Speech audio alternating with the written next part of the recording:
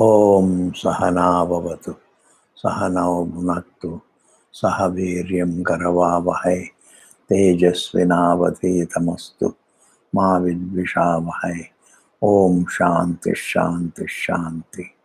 Shruti Smriti Purananam Alayam Karunalayam Namami Bhagavad Pada Shankaram Loka Shankaram Shankaram Shankaracharyam Keshavam Badarayanam Sutra Bhashya Kritav Vande Bhagavantau Pumah Pumah. Today we are doing Bhagavad Gita. Today is the last class of this season. And from next class onwards, there will be no class. Arjuna asked the question, why does man become violent? What is it that prompts him to become angry and to become violent? Bhagavan Krishna says, Kamayeshaha Krodayesha Rajoguna Samudbhavaha. It is the desire and anger. When somebody comes in the way of fulfilling your desire, and then the anger comes, and the anger ultimately culminates in violence. It is Mahashanaha. It is a hugely consuming fire. Mahashanaha, Mahapapma. It is this that prompts everyone to commit sins, Mahapapma. Vidhyenam vairanam. This is your enemy. Desire is not the problem. Desire comes in the way of solving the problem. Ignorance is the problem, please. Don't blame the desire. Desire, as long as the desire is there, there is no solution. Desire is not the problem. Desire comes in the way of solving the problem. Desire comes in, anger comes in, an impulse comes in the way of solving the problem. An impulse is not the problem. Ignorance, non-understanding of oneself as the unlimited being, as the being, as Atma, is the problem. Non-understanding and misunderstanding of one's nature is the problem. But impulse and desire and anger are not the problem, but they come in the way of solving the problem, removing the ignorance. Therefore, in that sense, it is an enemy. Desire is an enemy, anger is an enemy, an impulse is an enemy, distraction is an enemy. Anything that comes in the way of understanding the truth is an enemy. And this enemy is something that eclipses the jignasa, the vichara. Like ashes, how the ashes, in the case of some people, it's like the ashes on the fire. They can be easily removed. By breath, you can remove it. In some cases, it is like a dust coating on the mirror. It has to make it takes little effort to remove the dust coating. And in some cases, it is like a womb. You have to wait in time for the child to be delivered.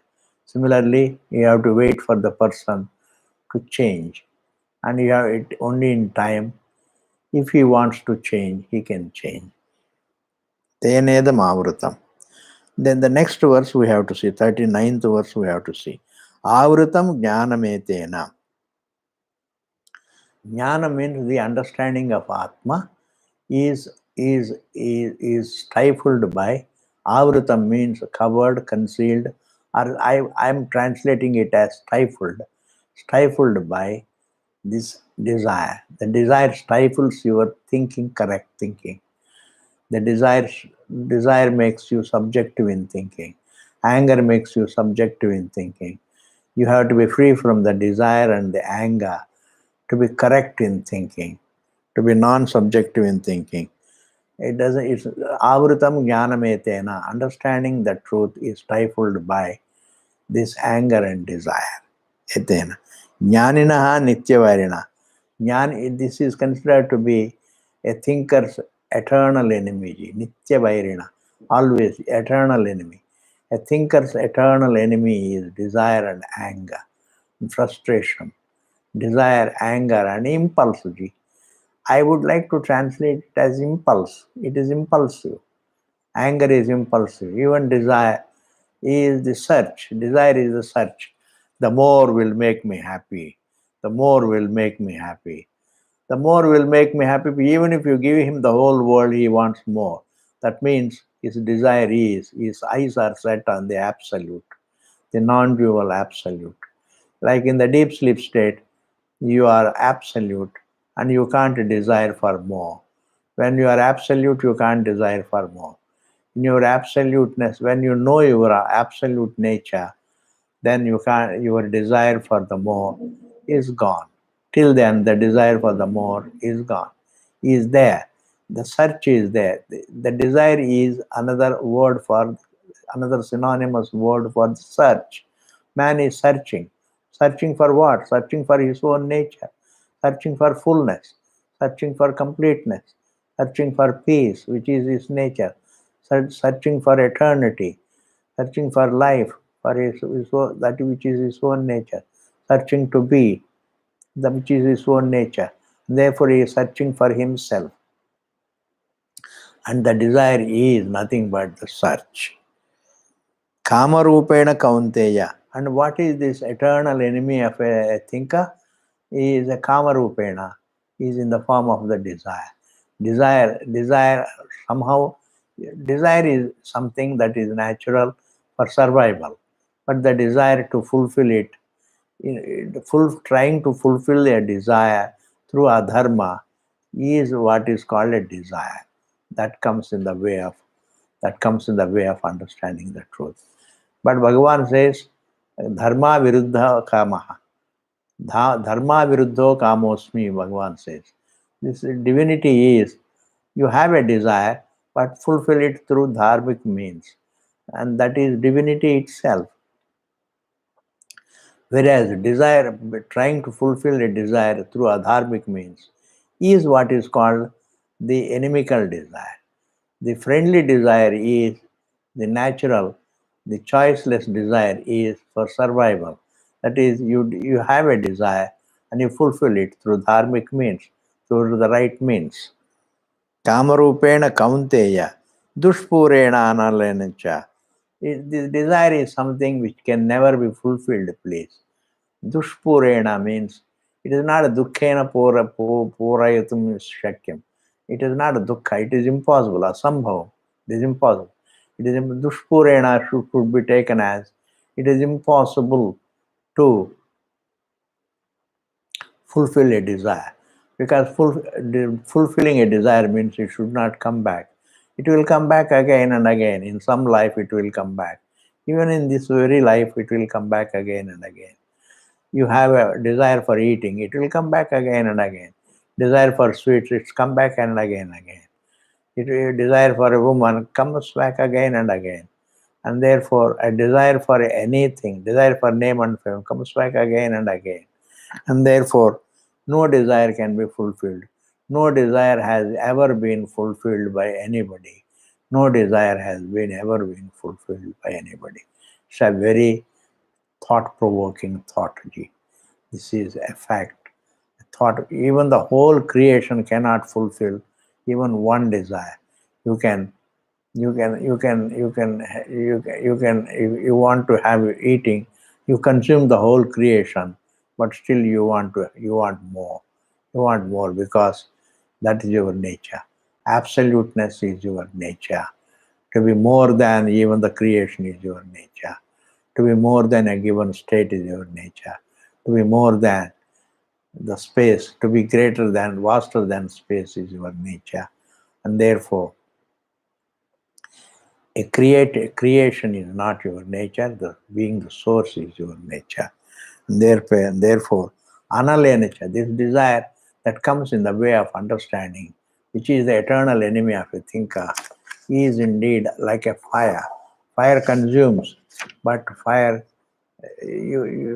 can never be quenched. Fire can never be quenched by the fuel. The fuel cannot quench the fire. In fact, fulfilling a desire is putting fuel to the fire, and you cannot quench the desire. The desire is, in fact, what man wants is that he wants to be absolute. He wants to be and be peaceful, and where the desire for more is not there. and that such is not.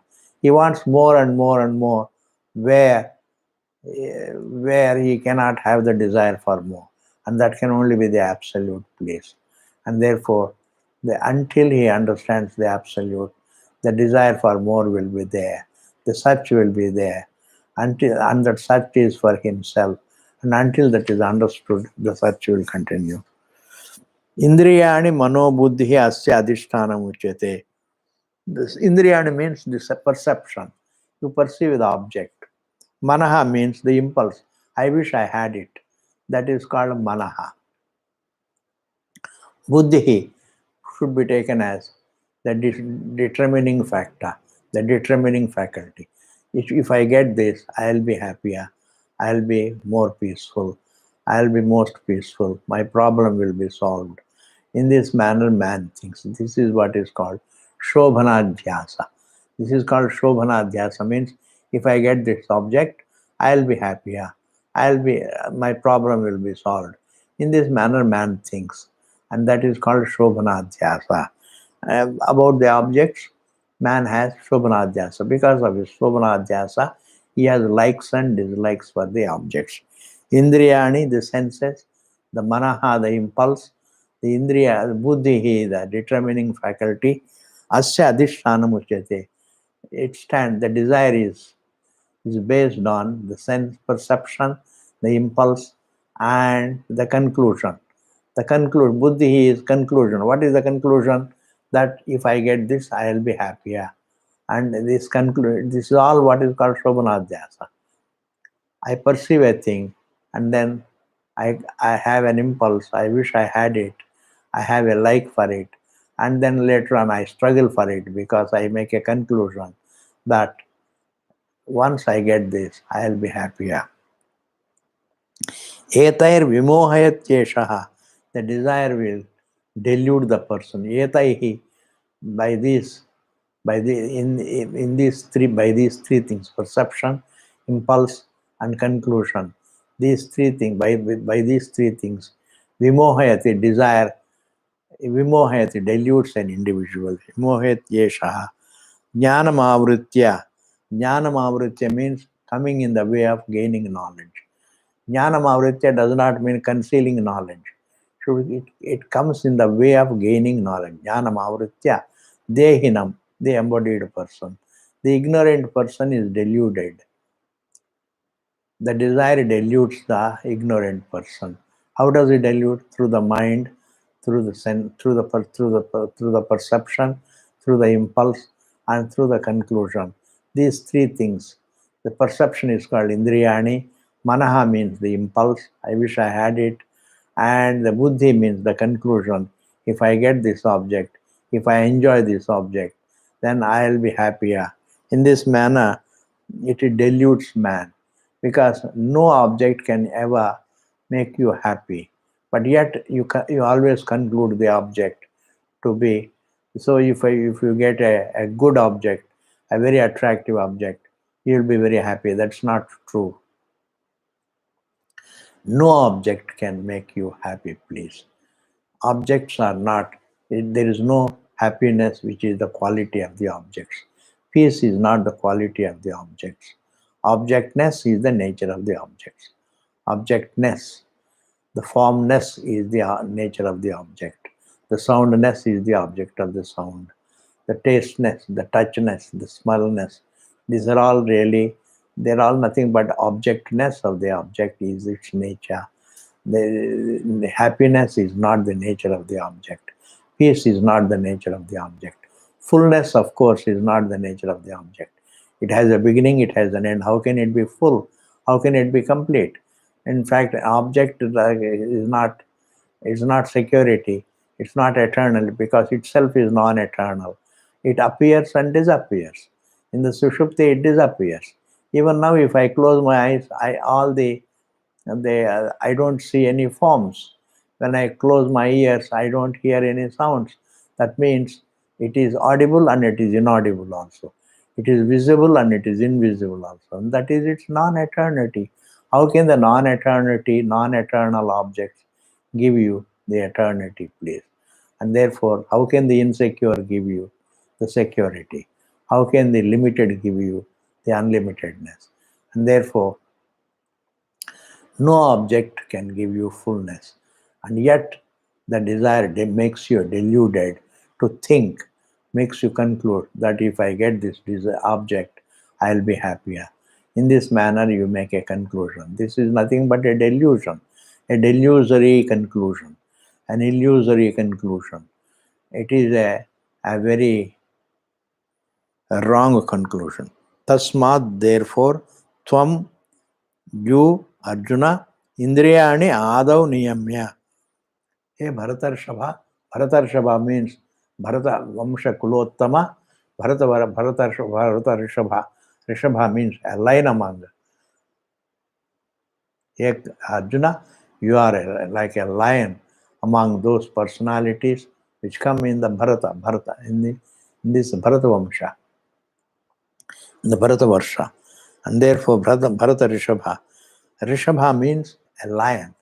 Rishabha, even though it is considered to be a bull, but it is not right to say, O ye bull among all the Bharatas. I would say, may O ye lion, a lion among in the Bharatvamsha, a lion among the Bharatvamsha, you are, please, first what should you do? First control the senses. Tasmatvam Indriyani. Indriyani means the senses. Adav means in the beginning. Niyamya means having controlled the senses to begin with. Control the perception. Control the perception means control the, don't keep away from the attractive objects. Control the perception, Papma, and therefore control the perception, Adav, control the perception, control the impulse, and control the conclusion also. You can only control them, you can't obliterate them. It is only when you obliterate your ignorance, they are also obliterated. Obliteration is different from controlling. Obliteration, like waking up is obliteration of the dream. Like when you close your eyes to the snake, it's not obliteration, it is a control. But when you know the rope, then you have obliterated the snake perception. And therefore, control the perception, control the impulse, control the conclusion, control them. Control them means what? You just say it is a wrong conclusion. It's an impulse. It's not a need. It is an impulse. Perception is there, but impulse is not a need. It is only an impulse. It's not a need. And then it is a wrong conclusion to think that this object will make me fuller. It doesn't make me fuller. It is only non-eternal. Papmanam prajahi hyenam. Having controlled the perception, impulse, and conclusion, prajahi. Jahi means kill this desire. Kill this prajahi hyenam. Papmanam, which prompts you to commit all kinds of sins. Papmanam, prajahi, kill, hyenam, this desire. Jnana vijnana nashanam comes in the way of gaining jnanam and vijnanam. It comes in the way of gaining jnanam and vijnanam. Jnanam means here, jnanam and vijnanam, both are there. So we have to make a distinction between jnanam and vijnanam. Jnanam means Shastra Jnanam, and Vijnanam means understanding that Shastram to be the topic of the Shastram is yourself. Understanding yourself is Vijnanam, and understanding the Shastram is called Jnanam, because both the words have come in the same phrase, and therefore we have to make a small distinction. Shastra Jnanam and Atma Jnanam. Jnanam is Shastra Jnanam, Vijnana means Atma Jnanam. Because a person may study the Shastra, but he may not understand himself. But having studied the Shastra, he may understand also, or he may not understand. A person may quote the Shastra, but then he may not have understood himself. And this is possible. It's not possible to understand the self without understanding the Shastram.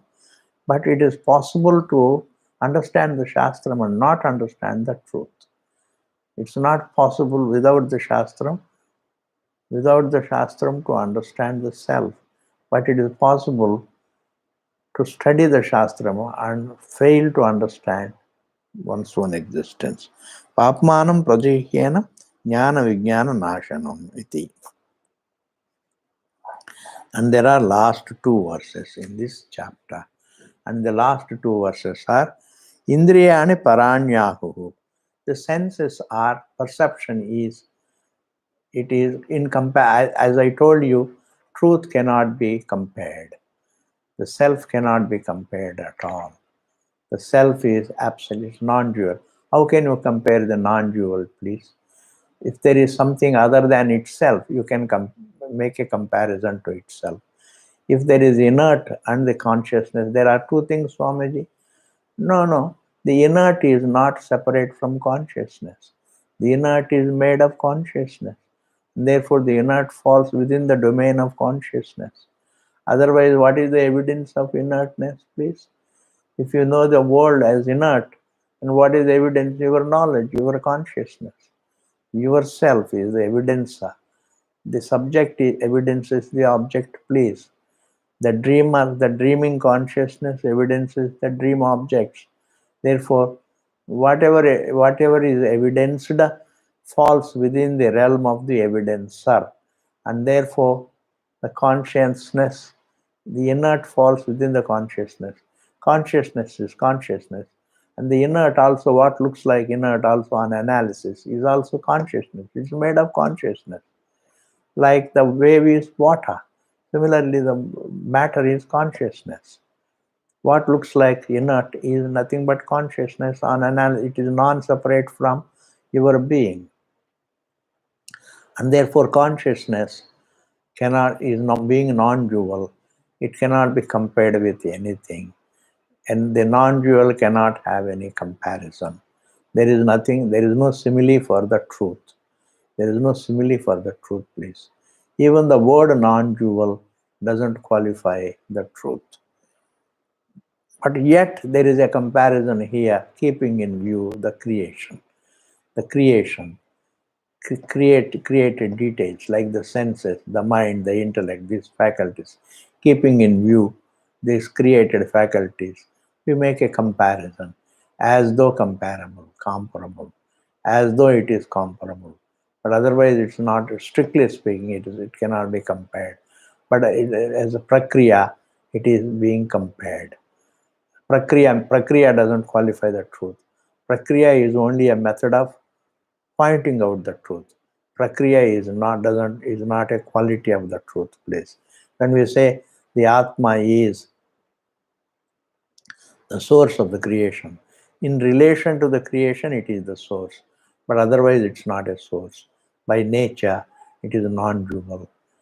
We call it a source, but it is not a source. It is non-dual. And therefore pointing out something like the tree's branches are used to point out the moon, but the tree's branches don't qualify the moon. In the same manner, the prakriya doesn't qualify the truth. Indriyani paranyahu, perception is something. Now the comparison is done. This is called adhyaropa drishti. Indriyani paranyahu, perception is there. Indriyabhya param manaha, greater than the perception is the mind.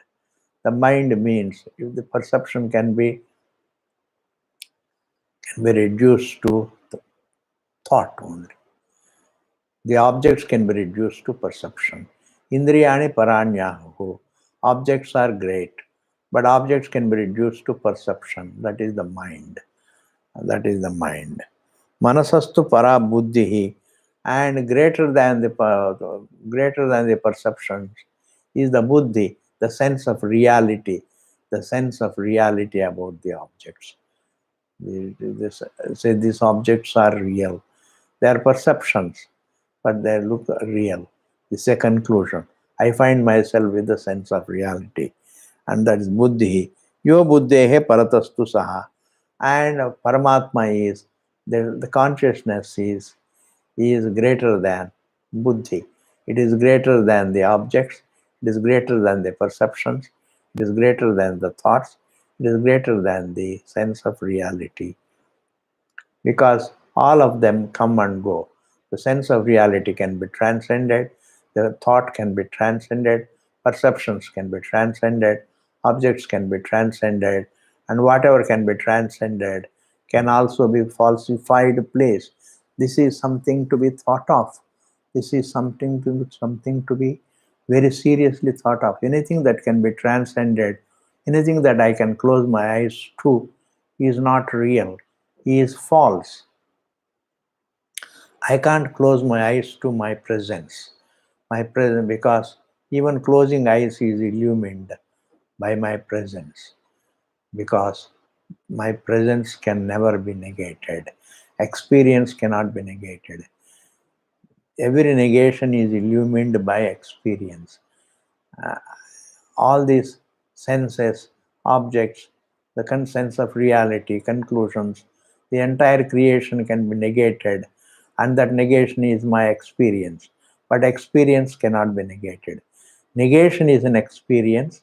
Experience is not not negatable, and that experience is my nature. The Anubhava Swarupam is my nature.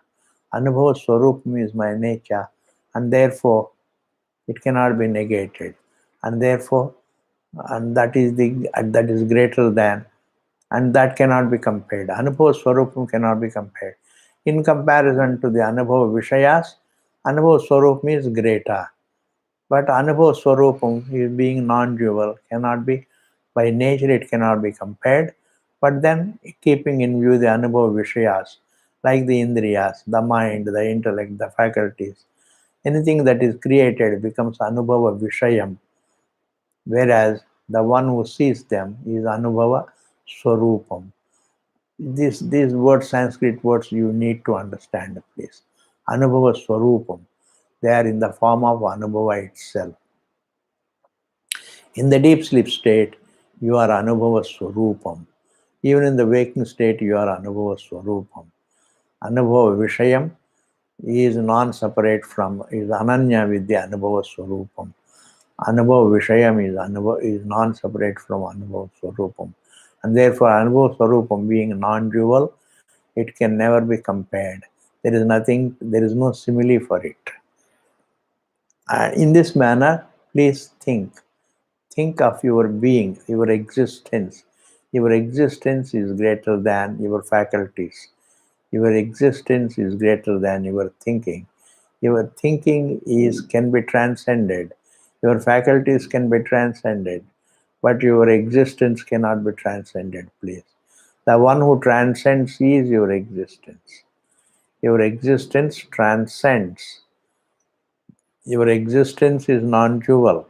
Your existence is consciousness. It cannot be transcended. Consciousness cannot be transcended.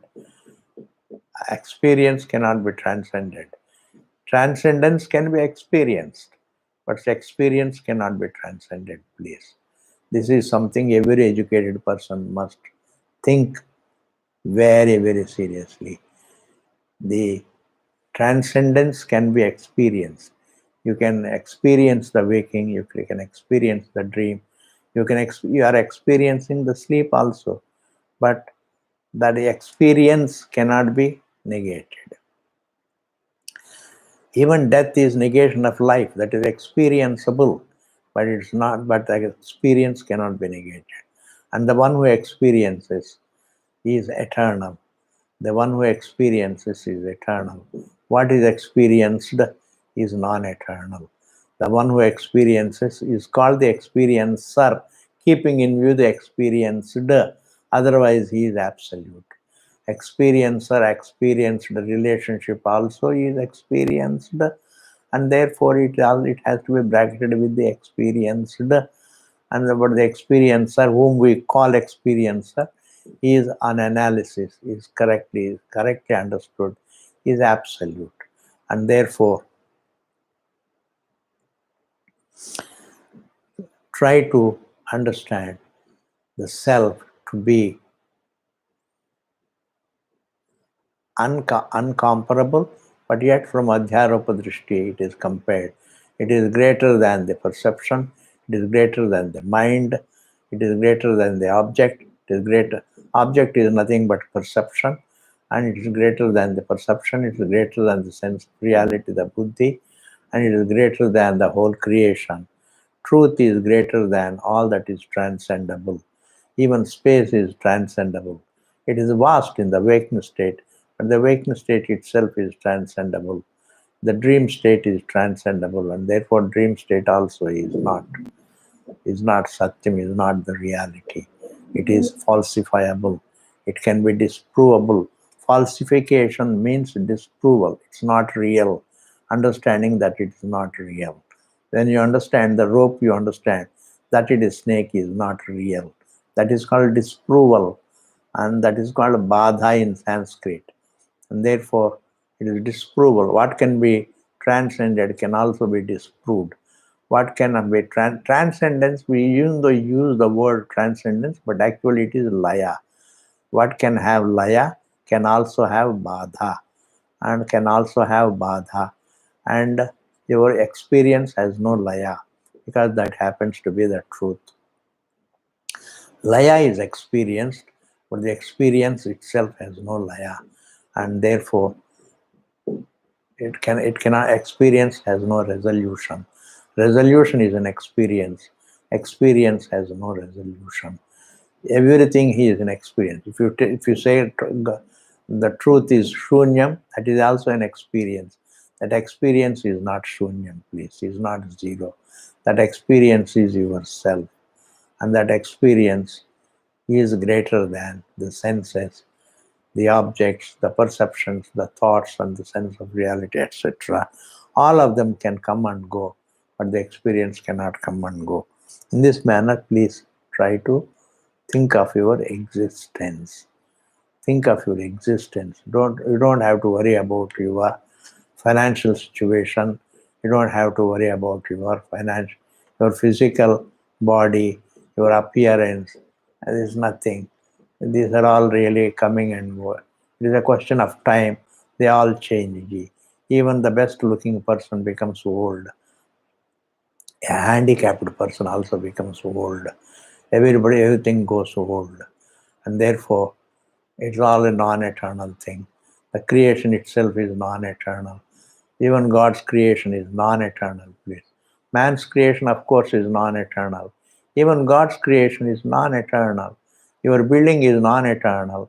Bhagavan's Srishti, the space, air, fire, water, they also have they are also non-eternal in the sense I can close my thought to them. I can sleep to them. And that is non-eternity. When something can disappear in my experience, it is non-eternal. Experience is there, but experience is kept alive, but the object of experience has negation, and that negation is an experience. And understand that unnegatable experience is your nature, unnegatable consciousness is your nature, unnegatable existence is your nature. Evam buddhehe param buddhva. In this manner, having understood evam, in this manner, buddhehe param buddhva, having understood yourself to be beyond the buddhi. Beyond the buddhi means it is something that is the source of the buddhi. Like it is like saying water is beyond the wave. It is not spatially beyond. It is not something, there is no space between water and the wave. But yet we say the water is beyond the wave. But it's not, there is no spatial beyond. It is, water is, there is no space between water and the wave. And yet we say that the water is beyond the wave. In the same manner, here also we say that consciousness is beyond the buddhi, beyond the sense of reality about the world, beyond the faculty of intelligence. But it doesn't mean there is any spatial distance between consciousness and the faculty. There is nothing between which and consciousness there is any spatial distance. There is no spatial distance between consciousness and anything for that matter. Consciousness is inclusive of everything. And that's why it is called Kritsnaha. Kritsnaha means complete. It is all comprehensive, but it's not qualified by anything. This is the most difficult point to understand in Vedanta. It is comprehensive of everything. Consciousness is not limited by nature. Consciousness is all comprehensive, and yet it is not qualified by any object. And this you have to understand. Evam buddhehe param buddhva samstabhya atmanam atmana. And being samstabhya means having supported yourself with yourself. Samstabhya atmanam atmana. Support yourself with yourself. Support yourself by your nature. You don't have to support yourself by anatma, support yourself by atma. That means understand that you are by nature atma. You are by nature not anatma. Deha is anatma. You are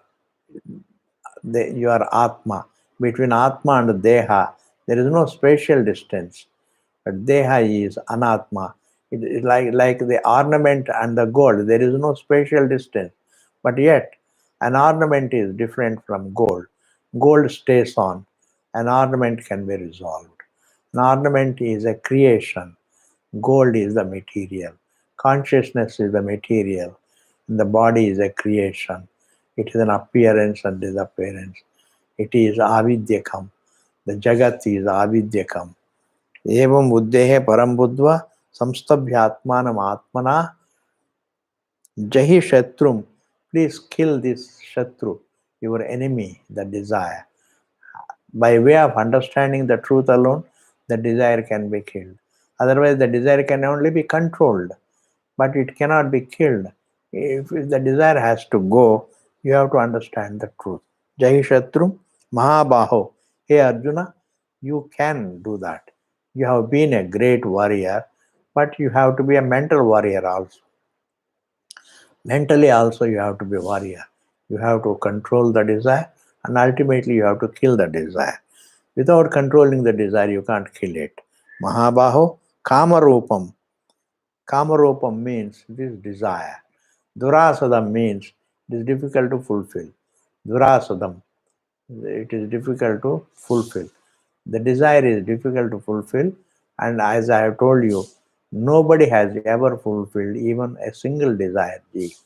They just keep on searching. They search for, they try to fulfill the desire, and that is the search.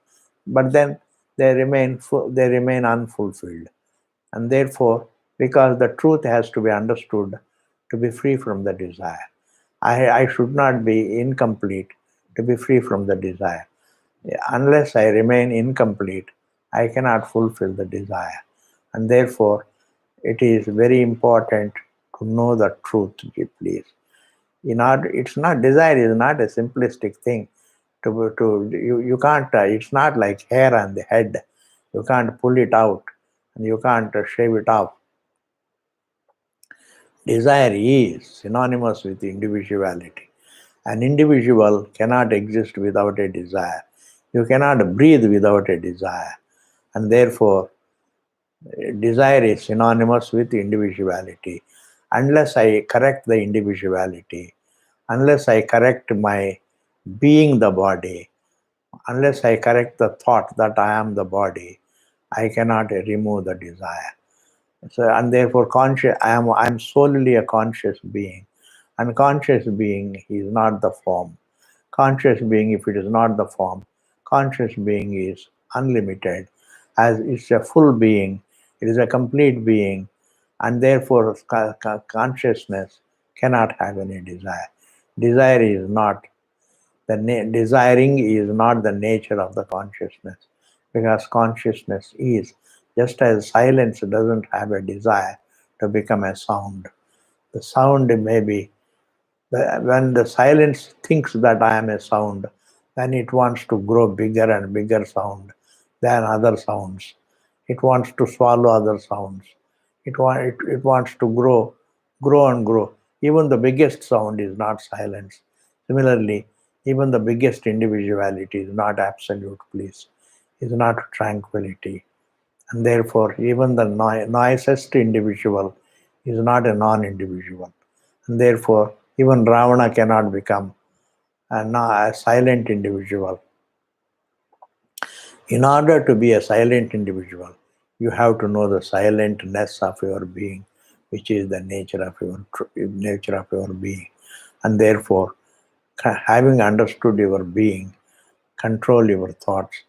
Having understood your being, destroy, kill the desire. That means the desire cannot be killed. Desire cannot be overcome without knowing the truth. This is the last verse of the 40th. It is the 43rd verse of the 3rd chapter. And then when we come back, we will start the 4th adhyaya, 4th chapter. And from today onwards, there will be no classes, please. I will be leaving tomorrow. Tomorrow I will be going for vaccination, and I will see my reaction. And after that, 18th or 19th, I will try to go to Uttarakashi, and then I will come back before 28th of June, and on the 28th of June, 28th of June, we will resume the classes, the next season classes, online classes. Ramana Kendra, I can't promise now because we have to see the situation. Only when the situation improves, then we can definitely go to Ramana Kendra. Till then, we will continue the online classes. Until then, please look after yourself. Thank you very much. Purnamadaha Purnamidam Purnat Purnamudachyate Purnasya Purnamadaya Purnameva Vasishyate. Om Shanti Shanti Shanti.